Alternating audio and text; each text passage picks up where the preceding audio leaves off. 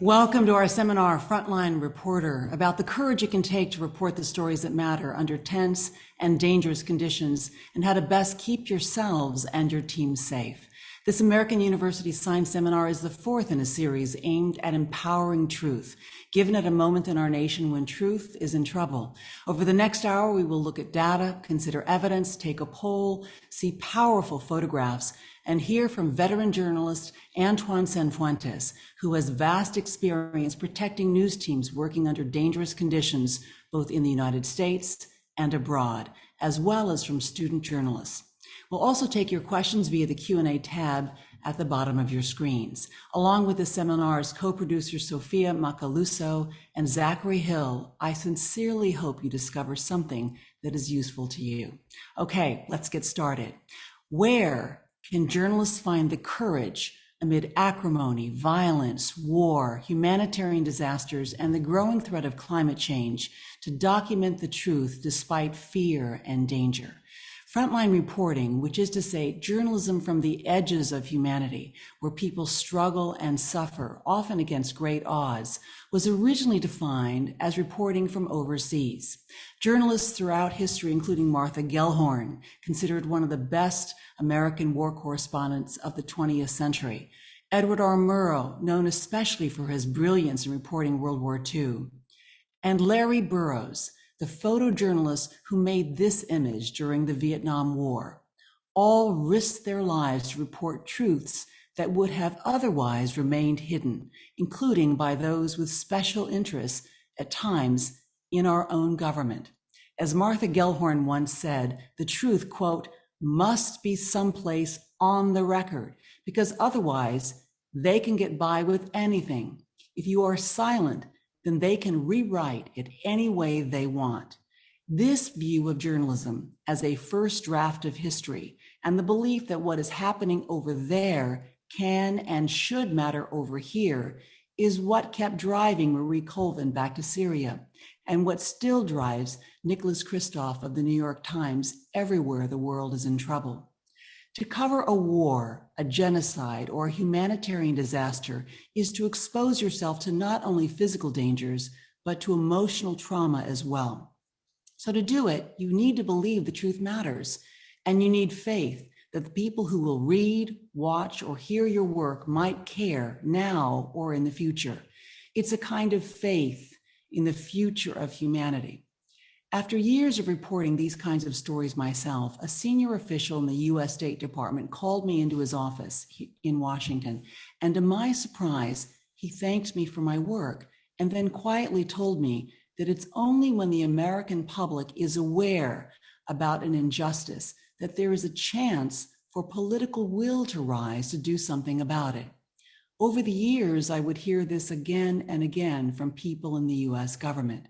In other words, what Americans know about as citizens of the most powerful country in the world can make a difference for people suffering elsewhere.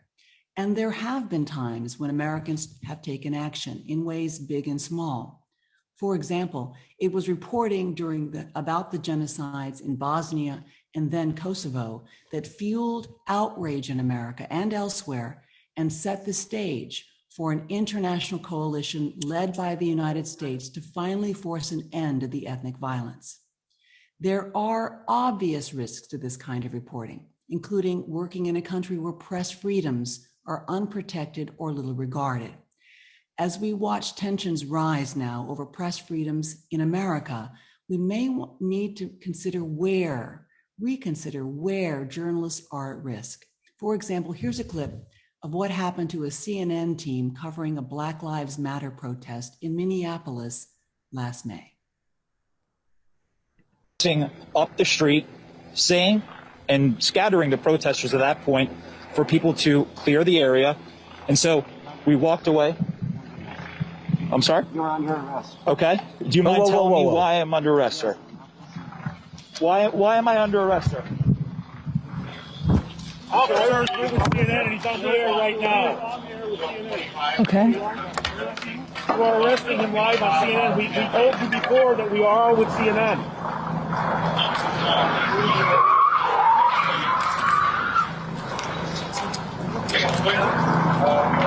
If you're just tuning in, you are watching our correspondent, Omar Jimenez, being arrested by state police in Minnesota. We're not sure why our correspondent is being arrested. Hang on one second, Allison. Let's listen into what these officers are saying.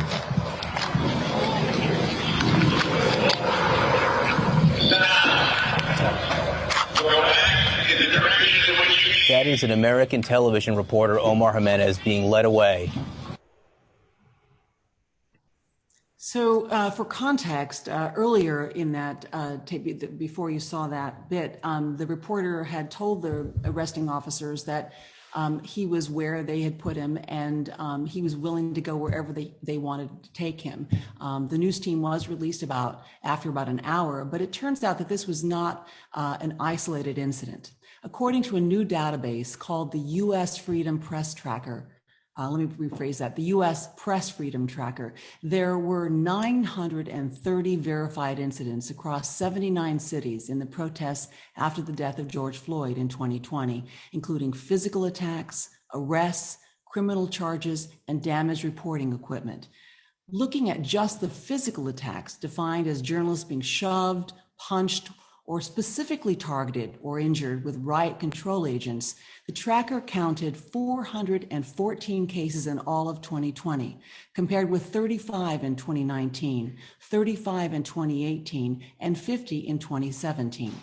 Physical attacks being counted this year include multiple journalists targeted during the Capitol Hill breach on January 6, where, for example, photojournalist Aaron Schaff says 2 or 3 men in black surrounded her, and upon seeing from her ID that she worked for the New York Times, they, quote, became very angry. They threw me to the floor, trying to take my cameras. I started screaming for help as loudly as I could. No one came.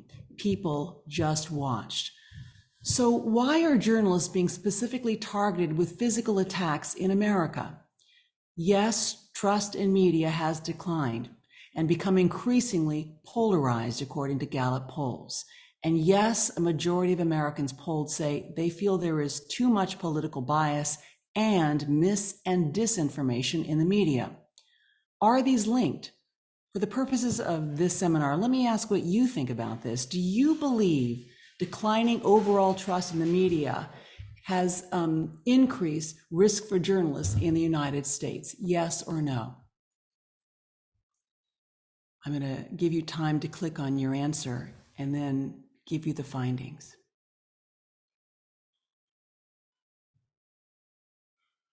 This will take just a minute. 98% of you believe that declining overall trust in the media has increased the risk for journalists in the United States. Let me ask a second question then. Do you believe the risks for journalists could continue to rise? Yes or no?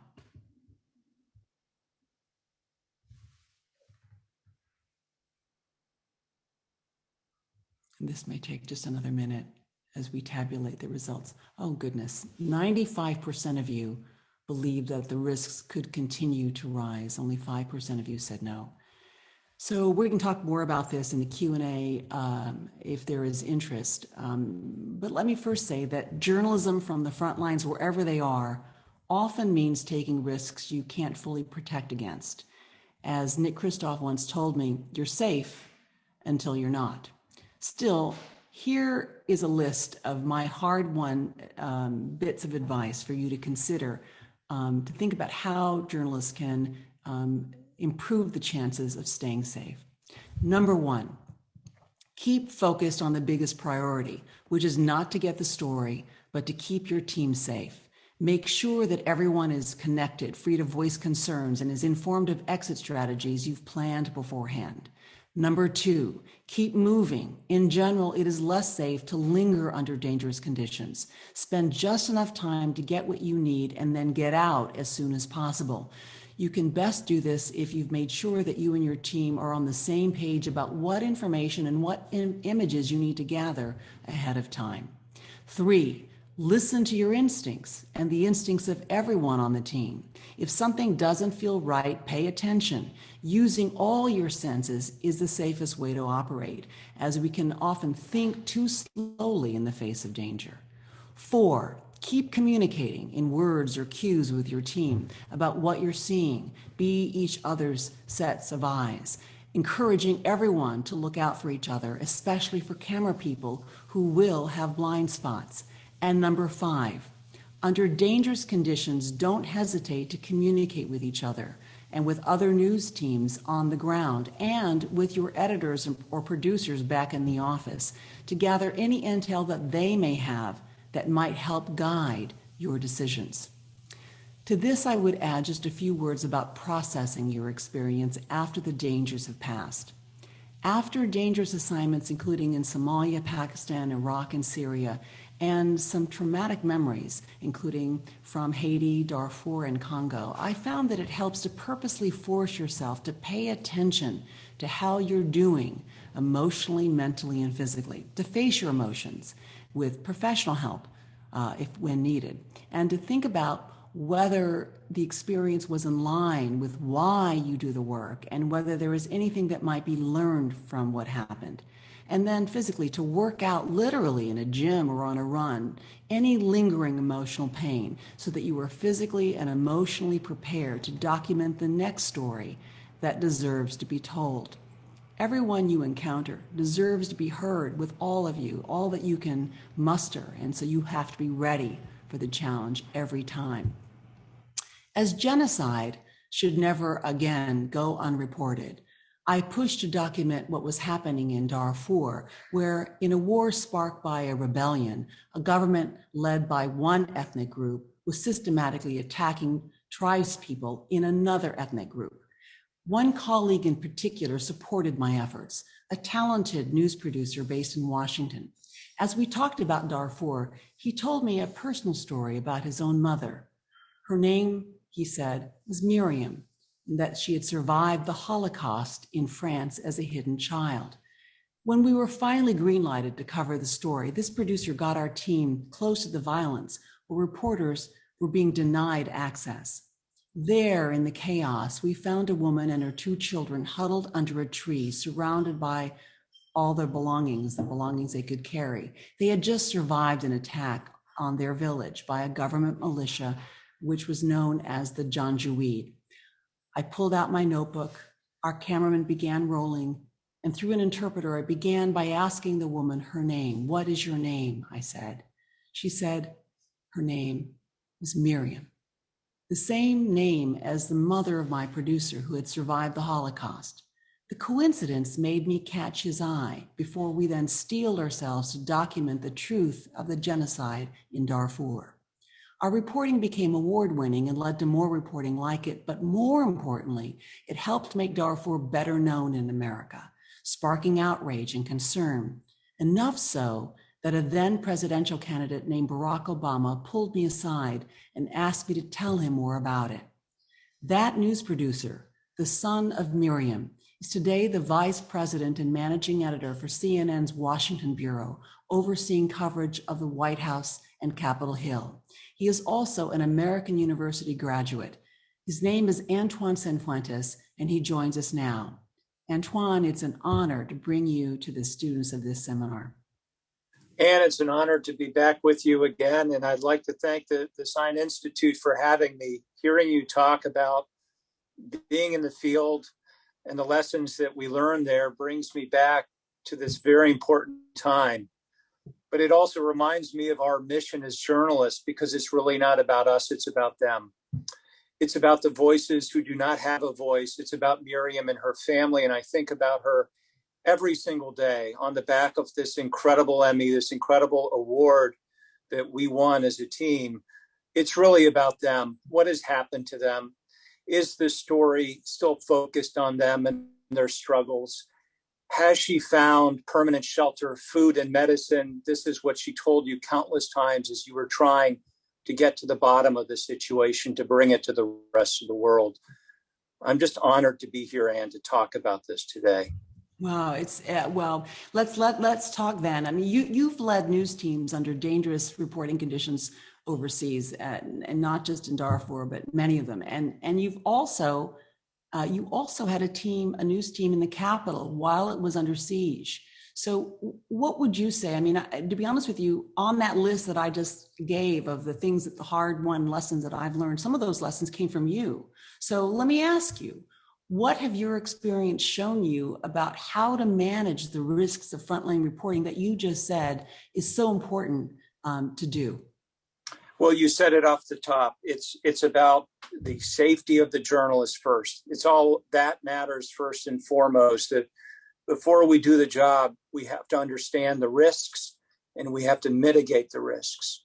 Never in the entirety of my career did I think I would witness what we witnessed on the 6th, that the U.S. Capitol would be under siege by a riotous mob who took it over while Congress was completing its most important work that is so fundamentally important to our democracy, moving this country forward and putting a new president in place. But as the Capitol was overrun, I immediately thought about my team. I reached out to my team. I wanted to make sure they were safe. I wanted to make sure, as we've talked about, when we go to the field, it's easy to get in. Sometimes it's even more difficult to get out. What is the exit plan? Where are you going? How will you stay safe? How is law enforcement treating you? Are they making a distinction between you, the journalist, given the climate that we deal with every single day, and the riotous mob that has overtaken this Capitol? Mm-hmm.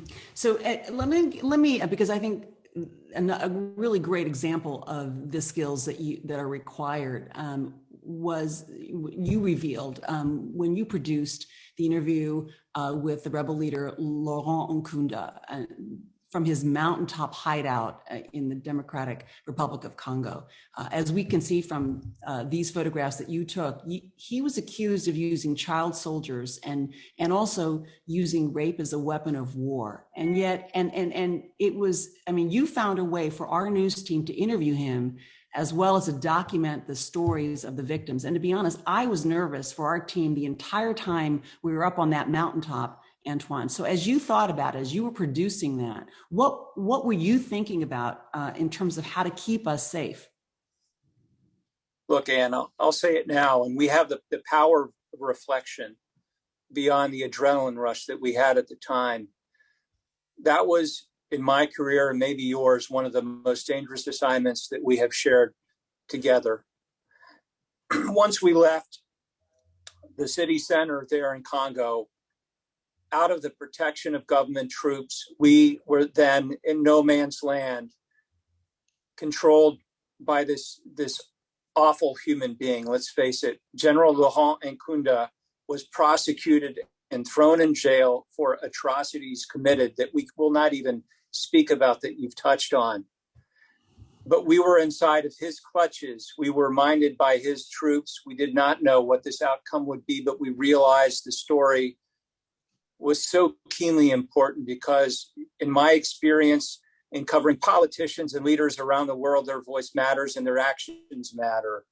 And this general was accountable for his crimes, but we had to get to him.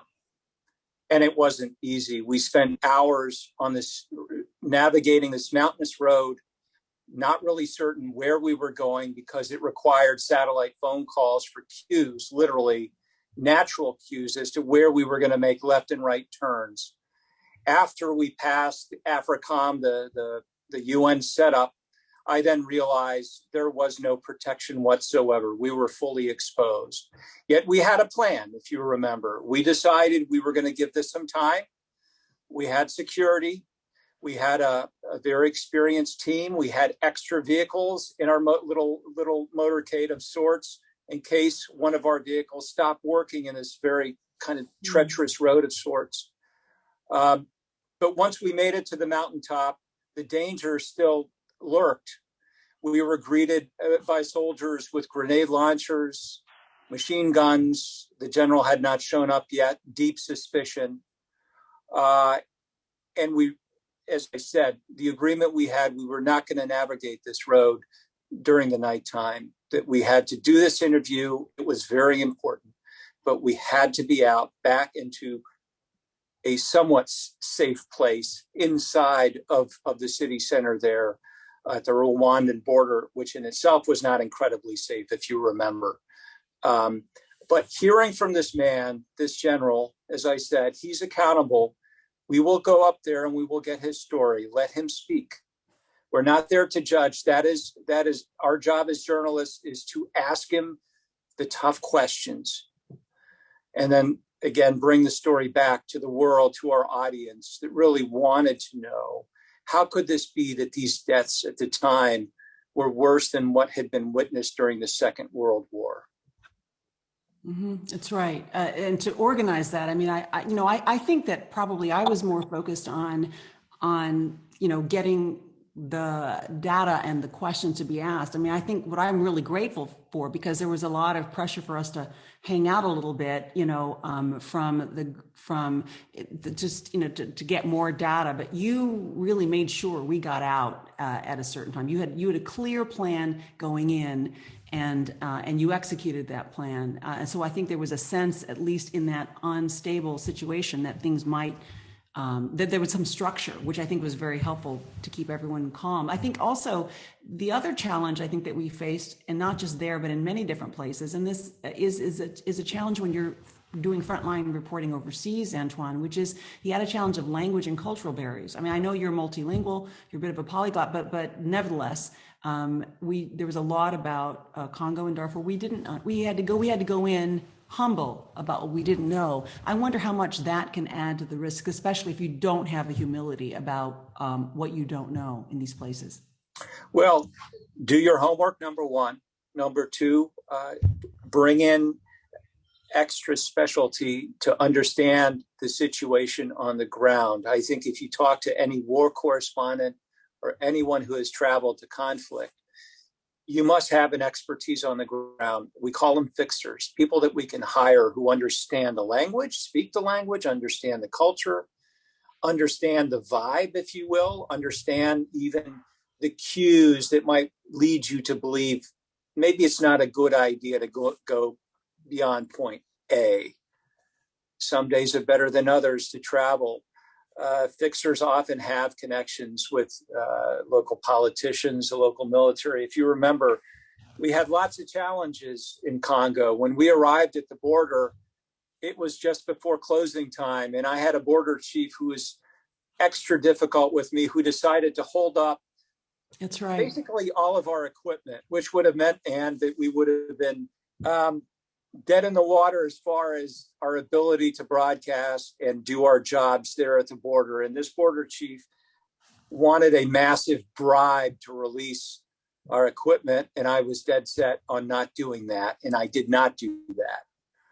But let's just say maybe 5 hours later, we had politicians who showed up. We had an American embassy that was engaged. After a few tense moments, including two soldiers, overzealous soldiers, who pointed their guns at me. I never thought they would fire, but we tried to get our equipment back. But in the end, we were right. The equipment was released. We were able to do our jobs, and the border chief was certainly not happy about this. Mm-hmm. I want to turn specifically to your reporting, your photographs, and our reporting in Darfur. Because these images really document the impact of the war there on the people, including the children, and also the interview you produced with the president of Sudan, who was the man who was accused of orchestrating the genocide and who was later removed from Sudan as a result. But looking back on all of this, looking back on all this work, the question I'd like to ask you is, having experienced the risks, having had people point guns at you, having been in this situation, that's really hard. It's hard to come home. What was it for you, Antoine Sanfuentes? Was this frontline work for you worth the risks? Absolutely. You just said it. My mother is a Holocaust survivor. This notion of seeking the truth and exposing injustice in the world is what fuels me every single day. That is why I wake up and I do the journalism that I do, and I work with reporters like you. It gives me a sense of my mission, of my passion, connecting these very important stories with the rest of our audience looking at the image of Miriam, I'm an occasional photographer, but that image is burned in my mind. She could be my mother. She was my mother. My mother struggled to get to where she is today to raise a family. Had she not, I wouldn't be here today. And it's important. And I know we have young journalists watching this very important presentation today. Zena, for example, we spoke to her just before now. I want them to connect to your passion, Anne. I want them to connect to this field. It is so important. After the last 4 years of the Trump administration, we were called the enemy of the people. That is what leadership does when they try to tame the First Amendment in our roles as journalists, not only here, but around the world. We've seen it before. Will it stop what we do? Will we not go to Congo? Will we not go to Darfur to expose the injustice? We will go there. And this is what we do here at CNN every single day. We put our people in harm's way. They understand the risks. But at the end of the day, getting these stories out is so much more important. And of course, we'll stay safe along the way. We've got a lot of experienced people like yourself. So this idea of experience and figuring out how to stay safe is really smart. You just mentioned Zena, and so why don't we now bring in our student panel to join us. Zena Mohammed is an investigative journalism master's student, and we also, I believe, have Sarah Matalian, a student government beat reporter for The Eagle, which is the newspaper at American University. And if not joining us right at this moment, soon to join us is Christian Pena, a journalism student who's contributed reporting to the NBC and PBS websites, Antoine. And so I want to welcome definitely all three of them, but I think Christian may be joining us in just a little bit. Zena, why don't we begin with your question or comment? We just, your name was just mentioned. What are your thoughts, or what is your question that you'd like to ask Antoine or me? So first, thank you guys for having me, and Antoine, thank you for sharing your experience with us today. As somebody who's interested in covering often unreported countries, I'm wondering what the experience is of convincing people that these stories matter. Is there ever, a battle in the editorial room to get people to care about something that you think is important? Well, that's a yes, isn't it, Antoine? Yeah, and I'd like you to talk about your experience in convincing our bosses at NBC to send you out to these places. I can just simply say that it is a lot of, it took years to get the Darfur reporting approved. There are a couple of reasons. There's a sense that it's expensive, and that's one reason why in the 2000s, the early 2000s, you saw a lot of foreign news bureaus close. Newspapers just, it was unbelievable how many newspapers have closed their foreign bureaus, and as a result, there's been a decline in foreign reporting. So it is very, very tough. But I think that ultimately, when you don't give up, I'm pretty persistent, and I just didn't give up and just kept going. And I think finding those who are of like mind, just as I found Antoine, who was of like mind, who also could make this argument. I think. I just believe in the importance of the work, and I just don't, I'm like a dog with a bone or a squeaky wheel. I'm going to keep going. And at some point, they start to hear you. And so, yes, it is very hard, and it's probably harder now than it has been in a long time. Especially as we just heard, there's been a myopia, don't you think, Antoine, in terms of what we've been covering, because there's been so much news in the United States. There's been a decline in interest in news overseas, and it's dangerous to not know what's happening overseas, because overseas, not knowing it can come up and not only test our ability to sort of do the right thing morally in terms of being connected to our neighbors overseas, but it also can hurt us literally. I think that we should have known about Al-Qaeda, and reporting about Al-Qaeda should have happened more consistently before we were attacked on 9/11. And there was enough evidence for us to do more reporting than we did. So I will always be ashamed that, not that it was my beat, but I'll be ashamed that we did not do more so that the American people weren't surprised that America was so hated. But anyway, how would you answer that question, Antoine? Well, I do want to say that you had a very important platform when we did these stories on conflict and refugees. And after the convincing, the audiences responded. They wanted to know, how can we help? And if you remember, we leveraged technology to make it urgent. Because in conflict reporting, there's been a tendency, largely through safety, but the technology had changed, and we were able to go in with a smaller footprint to broadcast live from Darfur and Congo. That connected the audience to a desperate situation in real time. And I think that's the difference that you made, and that's the connection you made with the audience. And it responded. And I think the management team at NBC recognized that, this is important work. The audience is responding to this.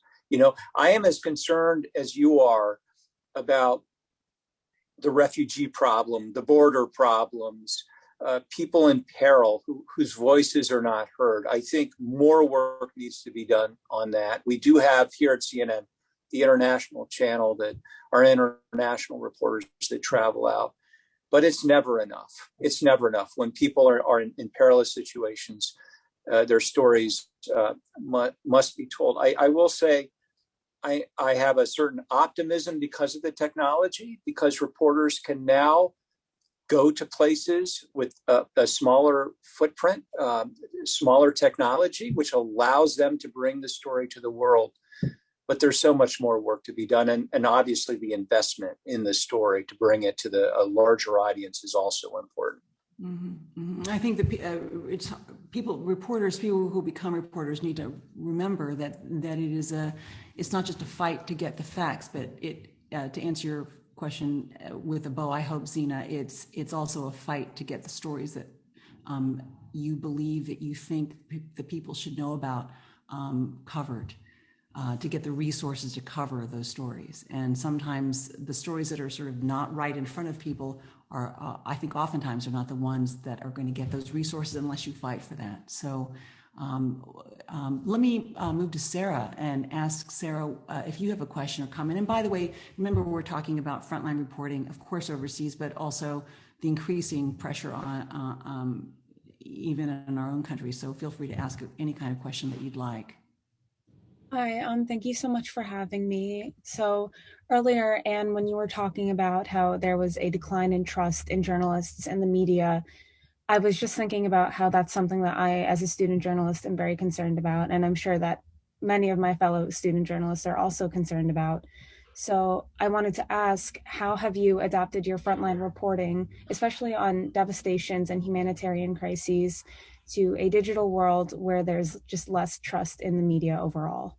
Right. I think the trust factor is something that is going to take a bigger, obvious fix. And this decline in trust began, a while ago, even before the last administration, as Antoine talked about, accused journalists of being enemies of the people. I mean, I think that there are other factors that contributed to that, including the fact that there are people who are in positions in which they can be seen as journalists who are actually not journalists, who actually do other things. And in my view, and I've said this on the record, I say it again, who really are hired because they have strong opinions and are really good at expressing them. That's not a journalist, that's an opinionator, is an old word that is coming back again with my help, I guess. But the idea is that it's confusing for people, and as to what a journalist is and what a journalist isn't. So I think the solution for anyone who is a working journalist is to be a journalist, to remember that what actually defines journalism, that journalism is not the media. It is a kind of media, in the broader definition of what media is. A journalist is a section of that. And in that section, journalism requires that you are conducting yourself to create, to document with accuracy, with independence, and with fairness, with truth being your North Star. And those things, and there are other things, accountability, also to try not to do harm, to work in a humane way, but to do that work, that is journalism. And I think that we need to do a better job explaining to people what is journalism and what isn't. And I think news managers need to do a better job supporting real journalism.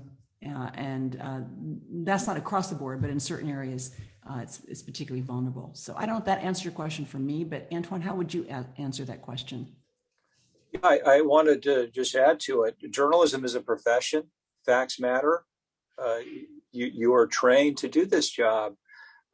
How do we adapt? Well, the adaptation is really to keep doing the job you've been trained to do. There is no adaptation. You do not yield or meld to what the thinking is of media organizations who have an agenda.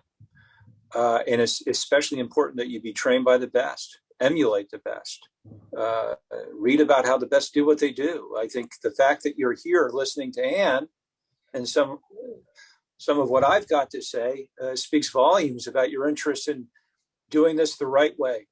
Again, as I said, the last 4 years was really an opportunity to put a magnifying glass on our profession and the rights that we uphold every single day. But it also exposed the elements of journalism that, frankly, you ought to be very careful about.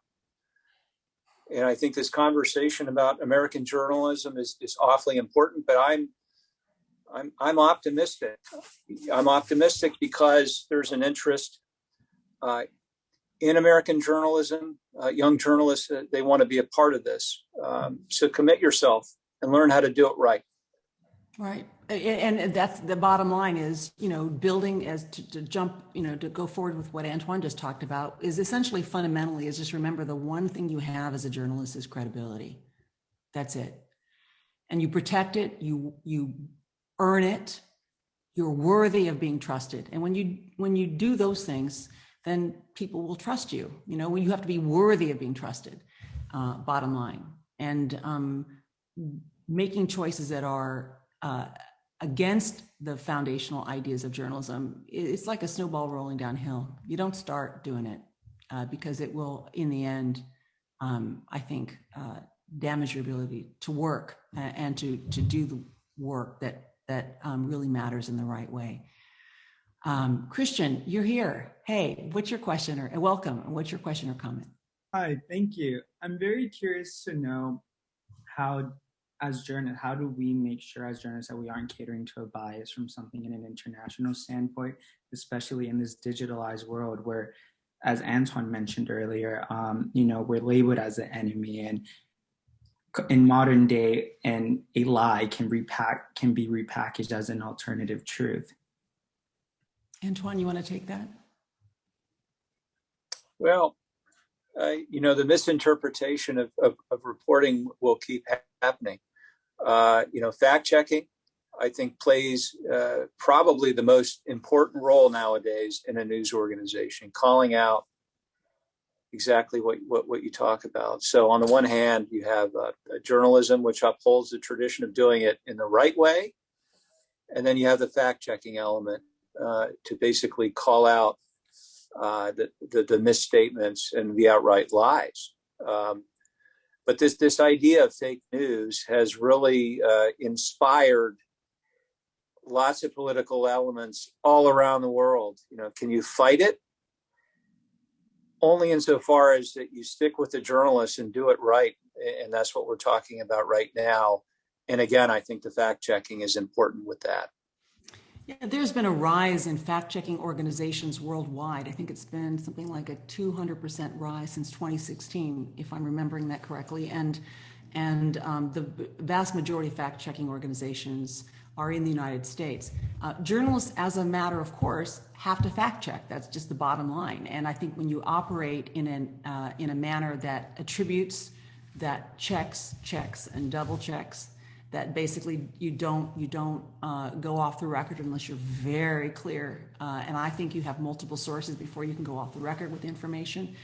You just operate in that kind of manner. Then you are more likely to be able to report what is actually verifiably true. facts are verifiably true, or they're very well attributed, sourced by people who, sourced with people who actually would be in a position to know whether something is true or not, right? So that's the kind of that's the rigor. And and no matter how much you like a fact or you like this, you really want to report something, if you don't have, it doesn't meet the bar of what I just said, then you can't report it no matter how much you like it. I think one of the other things too is you have to think about your own bias. I think we all reporters have biases. All of us, we're human beings, and we are human beings reporting for human beings, about human beings, and there are a lot of different ways that can go wrong. So you have to be extremely disciplined and constantly asking yourself, is this true? Is this true? Truth being the North Star, not both sides, although you're not going to find the truth without looking at all sides, right? You have to openly look at all sides, not just what you want to hear, what you want to report, what your personal bias is. Look, there's a place for commentary, and it should be a limited place. The vast majority of journalism should be really as an effort, a discipline, to, as much as possible, give people what they're asking for, and what they're asking for are the facts. Frankly, I get a little annoyed when people want to tell me their opinions, because I'm like, who cares what you think? You're just a journalist, right? I mean, you're just a journalist. Just give me what I need to know so I can make up my own mind.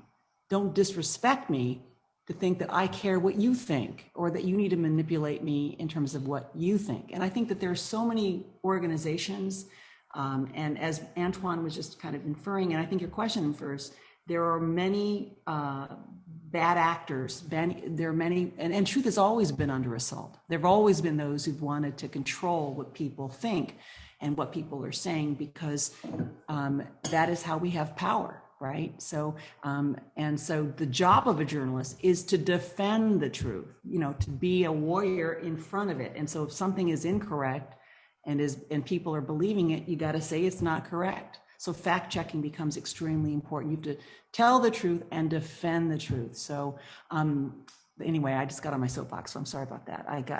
I care a lot about this. I'm very passionate about it, and forgive me for going on and on. I'm going to panel, I want you to stand by, because we want more of your questions in just a moment. But I want to make sure that Antoine gets to hear some questions from people who are listening, and gets to sort of respond to what they're wondering about. So let me bring in right now our seminar co-producers, Sophia Macaluso and Zachary Hill, to help take us through the questions that you can submit through the Q&A tabs at the bottom of your screens. Zach, do you want to start? Is there a question that you see that you'd like Antoine to respond to? Yeah, our first question comes from Evan, who is wondering, because the news cycle is constantly changing, especially with the events you may be reporting on, how does a smaller news organization with less resources keep up in foreign correspondence? Antoine? Oh yeah, I think that's a great question. I think specialty. I think if you carve out a niche with experts on a subject matter and focus in on stories that are important but might not make it into the news cycle because of all the big things going on with COVID, of course, the president's agenda and whatnot, there's great value for that. I think we as journalists are constantly looking for reporting and information from experts who really know their stuff. And we're seeing, I think, we're seeing a lot of that, frankly, the power of these so-called newsletters that are delivered to your inbox. There's always a smart take out there, and there's always reporting to get. Does that make sense? Mm-hmm. Yeah, that's a good answer. Sophia, do you have a question that's come in? Yes. So Mary is asking, how do journalists under such intense pressure and stress when reporting abroad deal with that stress, particularly when they come home? So you touched on this a little bit earlier, but I wanted to see if there were any other answers. Yeah, maybe Antoine, since I sort of talked about it, how would you answer that question? It's interesting. The photography, I think, helps with the stress along the way. I think it helps me capture the moment, and then it lets me later reflect on the moment as I go through the images. What did I see? And it really does help me grab those very important moments spending time with family, obviously, to get perspective in your life. Spending time, for me, hobbies, as you know, I'm a bit of a rabid drummer of sorts. So playing music helps me take a load off a little bit. But I think having a good work-life balance helps a lot. Yeah, I think the idea of balance is really right, because we all may know journalists how or anyone who is in a very tough circumstance where it's really hard to sort of get rebalanced after something so dramatic, experiencing something so dramatic and challenging. I want to make sure that Zena and Sarah and Christian, if you have an additional question that you are working on some, because we'd love to keep talking to you, but also let me go back to you, Zach, and see what other questions you might be having coming in. Yeah, our next question comes from Sandra. So Sandra said, you spoke of the experience of meeting Miriam, and have you found that emotionally impacting situations such as these motivate you to continue telling the story? Additionally, how do you move on to another story knowing that there are additional angles of such stories to be told, especially such complex stories? Antoine? Gosh, I mean, after all, the stories that connect us all, it's the human story, it's the human element as told through the eyes of the person who is struggling to survive the condition. And I think that the one thing that we have learned about covering conflict is to find that figurehead, that person to connect with. When we think about the border and we think about migrants, immigrants, that doesn't capture the human element. You want to know about a family. You want to know about a child who's walked for hundreds and hundreds of miles. They all have names. They all come from something. They're all struggling, but the they becomes who and what happened. How could this be? And that Miriam story is something that we look for. But it's important to connect your audience, and you're the vehicle for that, with the person, the human element, so that they can tell you about that struggle. So there is no difficulty in doing that. Once you're there and you're ready to tell a story, it's how you tell the story that becomes important. Right. Telling the story through the eyes of someone who is struggling. That is probably the most important lesson we've learned. Yeah, to honor them. They finally get a chance to be heard. Give them the mic. Let them be heard. Tell that story as earnestly and faithfully as possible. And let it. I think the way you said it, I support what you just said, Antoine. I'm going to let Zena ask a question. Go ahead, Zena. Yeah, so I have a question about the expectation of objectivity. And I know as journalists, we're kind of trained to give a voice to both sides and to keep yourself out of the narrative and to cover things in a kind of neutral way. But when you're covering things like genocide or civil war or like deeply troubling and painfully human stories, to what extent is that expectation fair? And then how do you cover them like in a humane way without losing credibility with your audience, I suppose? Right. I mean, I may, Antoine, I want you to jump in this, but before you do, let me just say that the first time I ever covered genocide was in covering the war in Kosovo.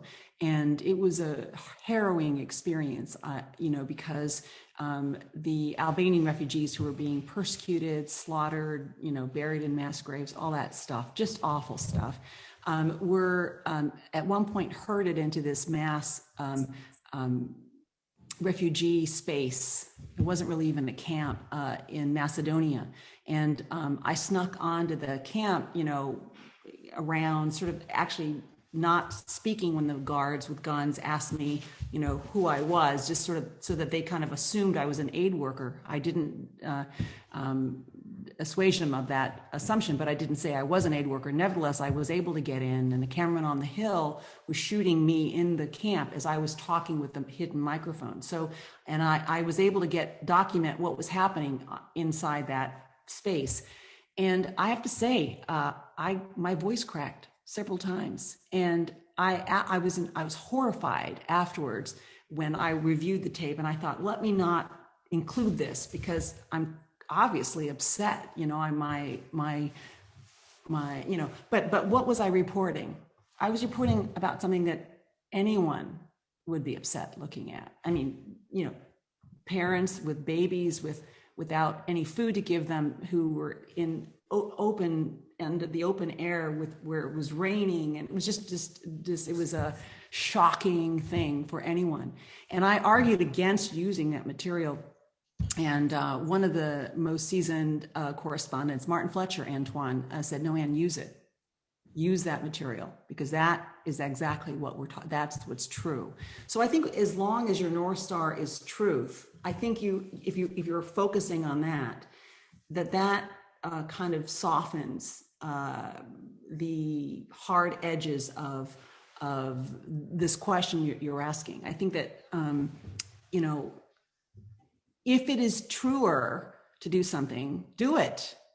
The truth is a North Star, but to go in seeking a bias, to prove a bias, that's the mistake, right? You go in seeking earnestly what is really happening, forcing yourself to go past your own biases into what is really happening, being open to what is happening as much as you can be. And that's like a muscle that you build over time as a journalist. You become better and better at that.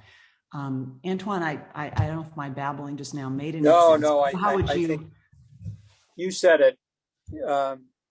You have to tell your audience what's happening here, but there, you know, killing, raping, the use of child soldiers, that is not justified ever.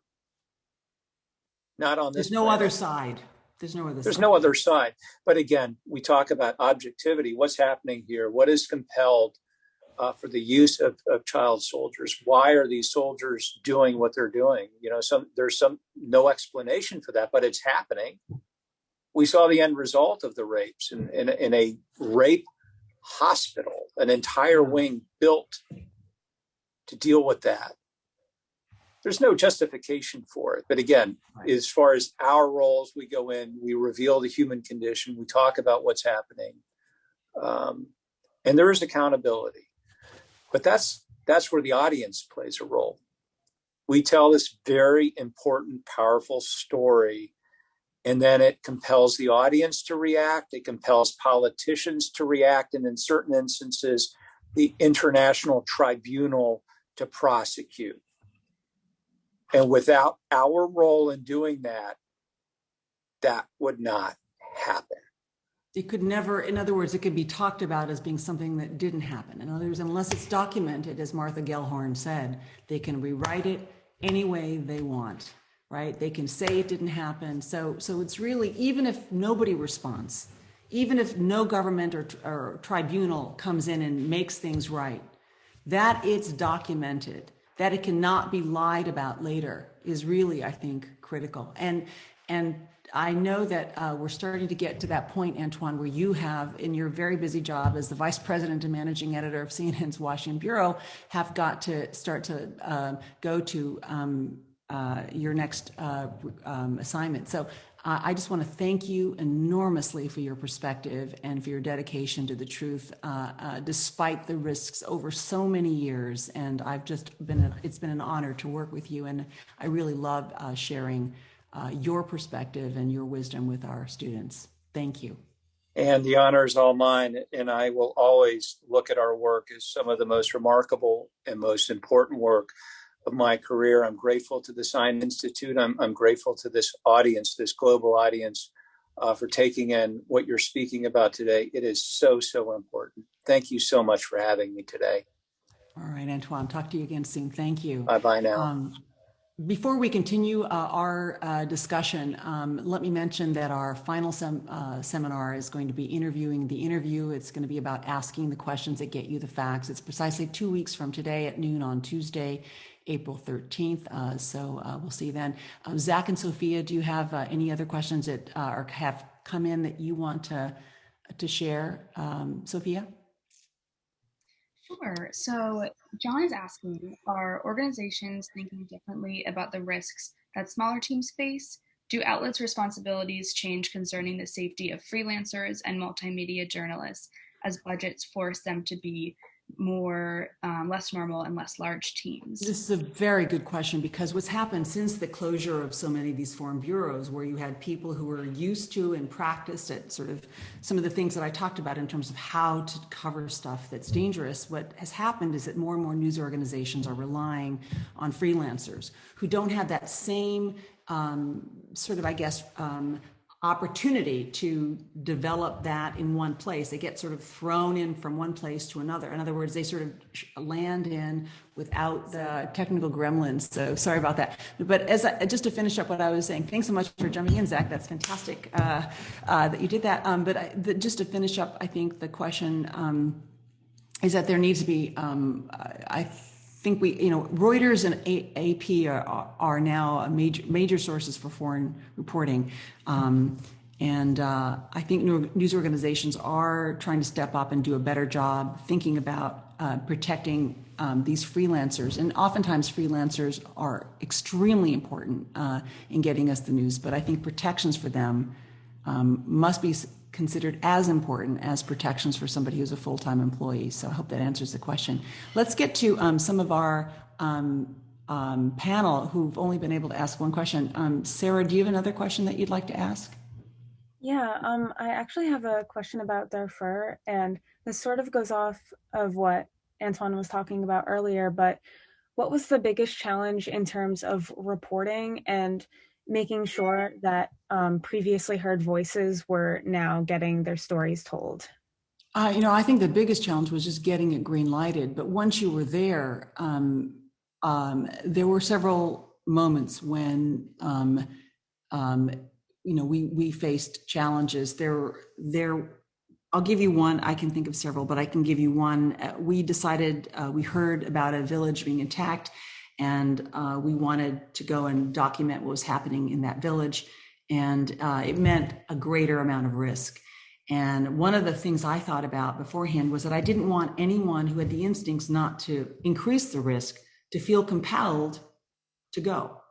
I wanted everyone to be be respected for their sense of what was safe enough was for them.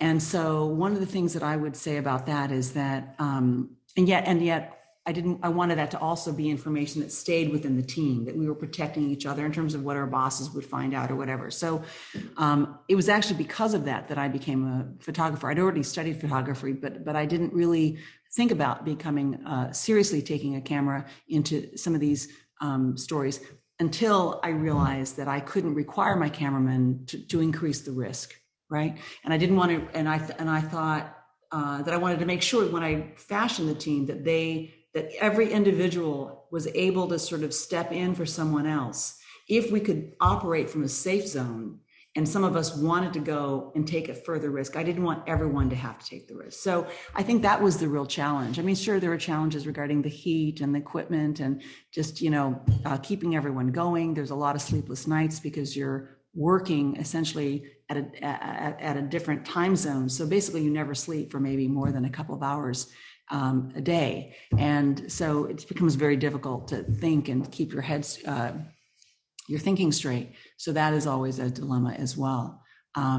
I want to get to more questions because especially since I haven't had a chance to let Christian ask another question, but I realize it is now at the top of the hour. I'll continue to answer more questions. But for those of you who need to go, let me just simply say I want to thank the Sign Institute and the American University for inviting me to teach. I also want to make sure to thank our student panelists, Zena and Christian and Sarah, and producers Sophia and Zach, and our Zoom captain, whose name is Julia Larkin, who's been making all this work, as well as our entire Empowering Truth team, which is led by Christina Barnes. And I want to thank you for attending and for caring about the truth. And so if you need to go, we'll see you again in 2 weeks, same time, same place. Christian, do you have another question? Hi, yes. I'm curious to know if political polarization is putting frontline reporters at risk. I think so often we talk about journalists being in danger abroad, but are they safe here in the climate that we are in? Yeah, I think that we just had a poll earlier in which a lot of the people watching said that they did think that that the decline in trust in the media, which I think can be linked to, which I know can be linked to the polarization of trust. So that people who believe one kind of political view are more likely to heavily trust one side, and the people who believe another political philosophy heavily trust another side. And I think that the poll found that overwhelmingly the people listening felt that there was an increased risk for journalists because of these two conditions, the polarization of trust and decline of trust. I agree. I think that as journalism is under attack, and so it's a very good question, Christian. I think that it definitely does increase the risks here domestically, and so journalists in America have got to be thinking about, under certain circumstances, in large crowds and covering protests, taking the proper steps to make sure that they're safe in the ways that I talked about, looking after each other and, taking the steps to plan ahead what you're going to cover so that you can get in and get out safely. It's a good question, Christian. And I don't have an answer for that until journalism can sort of make itself be truly known as not being the media, but being a kind of media that is focused on this thing. And that's going to require not just journalists doing a good job, it's going to require news managers and news owners, organizations, the owners of these news organizations, I think, doing a better job in who they hire and how they move. So it's not an easy fix. This is not the first time in American history when the media has been extremely polarized, and which is not to say that all of the media is extremely polarized, but that there is extreme polarization in the media, and that journalists are trying to figure out how to be seen for what they are. And this also happened during the Civil War. There was extreme polarization in America and extreme polarization in the media. And eventually it changed, and I believe it will change again. It's just going to take some time. Who has another question? Zach, are you next? Yeah, we have another audience question. This one is kind of on a similar note to what we're talking about right now. So this comes from Stephen, who is wondering, how concerned are you about the readiness of many Americans to embrace the idea that journalists are the enemy of the people? And how concerned are you about journalism's ability to defend its fundamental role in our democratic system? I think a lot of journalists are concerned. I'm concerned, and I think I think the specter. I mean, having been afraid overseas covering stories, it is an entirely new feeling to have to feel afraid for journalists covering stories in America. Right? There's a what the heck is going on kind of feeling that you have. But I think we have to be smarter as reporters to explain why that's occurring, and what is it that we're missing about about why journalists are seen to be enemies of the people, the enemy of the people. Clearly, in throughout history, overseas and in America, when people in power use language like that, or target particular groups, they unleash this kind of thing. So we know that that's real. But why is there a ready audience for it, right? Why are people already inclined to want to think that? I think we have to be more honest about what that is. So yeah, I'm very concerned to answer the question. Who else has a question? Sophia, is there another question that you have? Sure. So I was personally just wondering if there are any technical skills that you would recommend to students to try to pick up to be more successful in frontline reporting, foreign or domestic, just any like concrete skills that you can recommend to any? Well, I think the basic skills are they talk about just being a better journalist, which I think is something that's a practice. You're constantly making sure, double checking, second guessing yourself is really an important ability to second guess whether you've collected enough data, whether that data is based in fact. Double check everything. And so that's number one. So just continuing to work to be a better journalist. But when then you're in a frontline situation, to be, as I mentioned earlier, to be connected to each other as a team. Sometimes reporters operate by themselves and they don't have a team, in which case I would recommend that those, whether they're a photojournalist or a newspaper journalist who doesn't have a camera person with them, or a radio journalist, for example, who doesn't have anybody with them, that you connect with other journalists. I think when you're in a frontline situation, collaborating together is a way to increase your safety. So, and in all the ways we talked about in terms of trusting your instincts, staying connected to your home office, knowing to get in and get out, knowing what you need before you go in so that you don't waste time exposing yourself when you don't need to expose yourself. Those are all the things that I would say that can help you be a better frontline reporter. So I don't want to keep you guys too much longer, but if there are more questions, I will stay as long as you need. So let me see if, Zina, do you have another question? Yes, I do. I was wondering, as somebody who is not yet in the industry, from the outside, I've heard about pressure sometimes for journalists to align their reporting with American foreign policy. And I was wondering to what extent that's a reality for frontline journalists. It's never happened for me. And I've covered North Korea. I mean, I've covered stories in which you imagine that there might be that kind of pressure. Iran,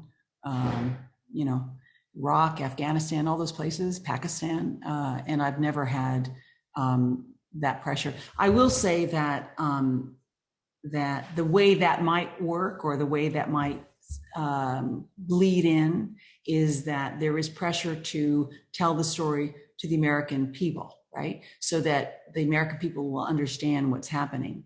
And so there is a perspective, which is I'm speaking, my audience are Americans mostly. And these days, actually, increasingly, it's not American, it's actually international, but still the majority of my audience is American. So how will they best understand this, right? So there is that kind of pressure that bleeds in. But I think it's a real danger because it increases if you start thinking about only seeing a story from that point of view. For example, I'll give you an example so it's easier to understand. I went to Iraq before the war in Iraq, before shock and awe, and I went to try to get an interview with the government of Iraq to figure out what they were going to have to say about weapons of mass destruction.